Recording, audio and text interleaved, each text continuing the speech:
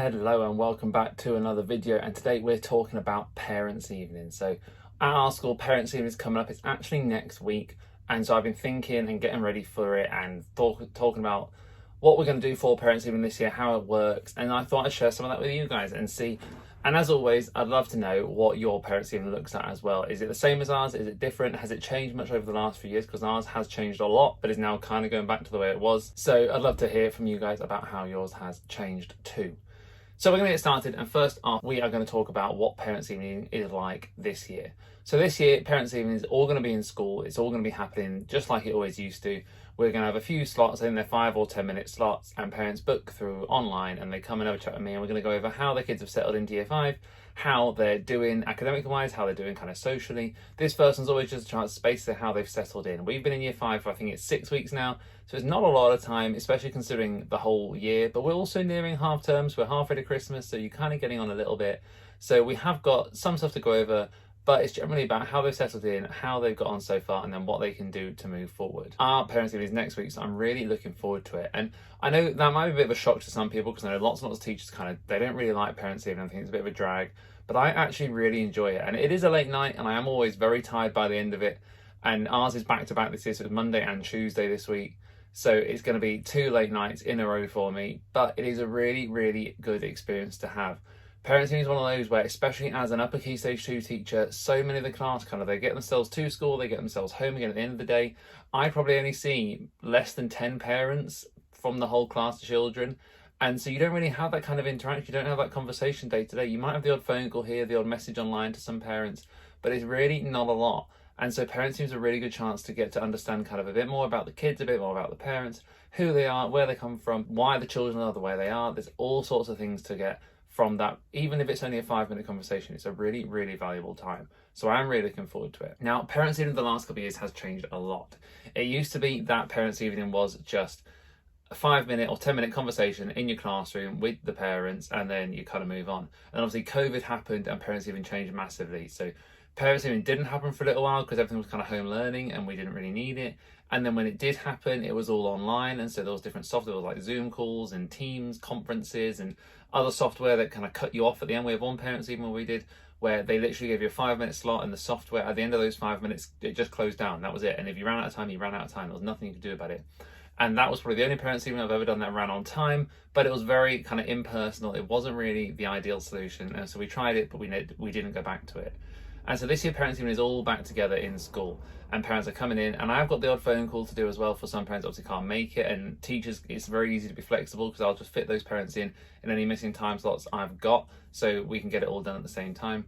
But it is something that, yeah, like I said, I'm really looking forward to. So as a teacher, what do I do before Parents' Evening? Well, the first thing I do is I have a look at what they've done so far. So any assessments we might have done, any kind of work we've done, basically where I've been marking the work, I'll just make sure I've got an idea of where their children are working at and what kind of level the children are at, making sure that I know, any interventions they might be accessing, any time out of class they might be doing regularly, in class what support they're being given, just so I can kind of feed all that back to the parents and make sure that they know what's going on. And I think it's really important. It's something that I got taught when I first started teaching that I think I've followed through to this day and will continue to do, is Parents' Evening shouldn't be a shock to any parent.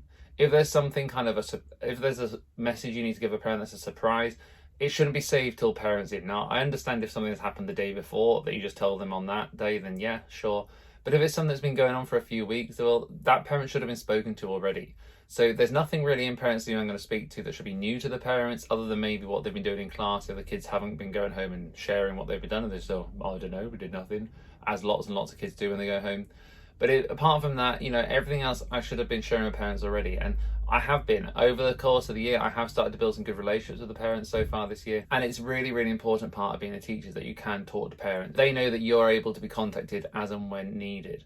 And so everything I'm going to go over should all be stuff that they kind of hear already, hopefully from me before or from the children when they've come home.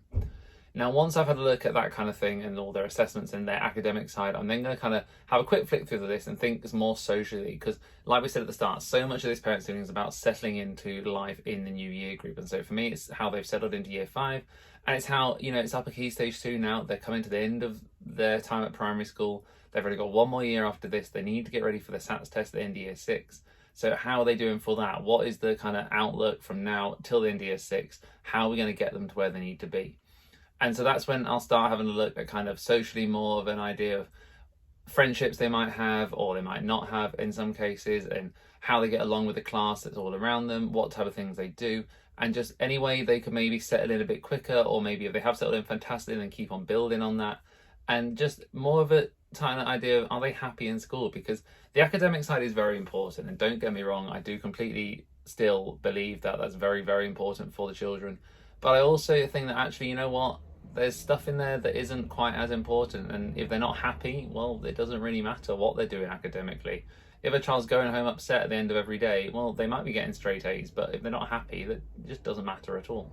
So I'm going to make sure that actually, if I think that something could improve in a child's happiness in school, if they've said anything to me, then I'll make sure I feed that back to the parents too. And then I always give the chance for the parents to ask me any questions. Is there anything they think their child needs to work on that maybe I've not spotted because they might not be doing it at school?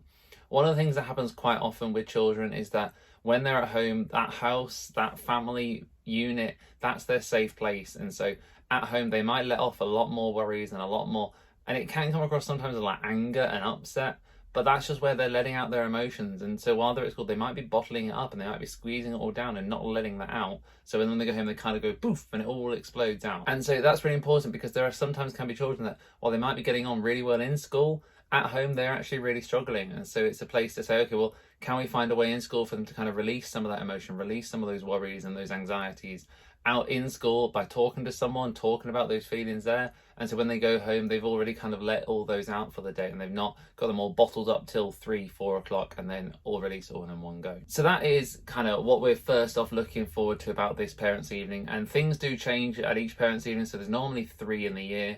So this parents' evening is kind of settling in one. The middle parents' evenings, they're right, we're halfway through the year. What can we do to really push on for the rest of the year? And the final parents' evening at our school is normally more of an optional one, because it's basically like we've given them the reports out around that time, and then if there's any questions about what's written in the report, then they can give us a ring and we can have a little chat with them on that day.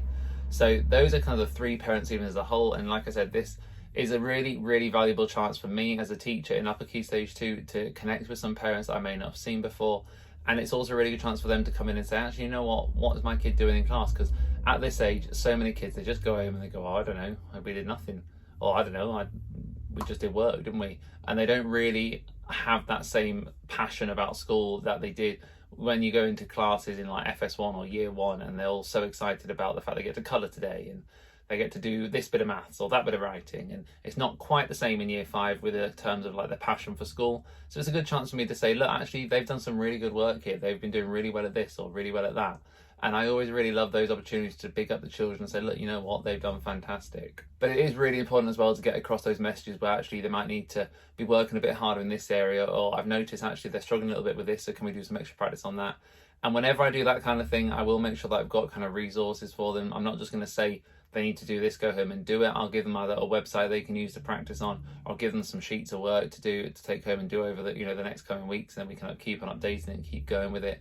But it's just something where it's really important to kind of make sure you are prepared. The last thing you want to be is scrabbling around when you've only got like a 5-minute slot to talk to a parent, and you're scrabbling around trying to find a piece of paper or trying to find something to write something down on.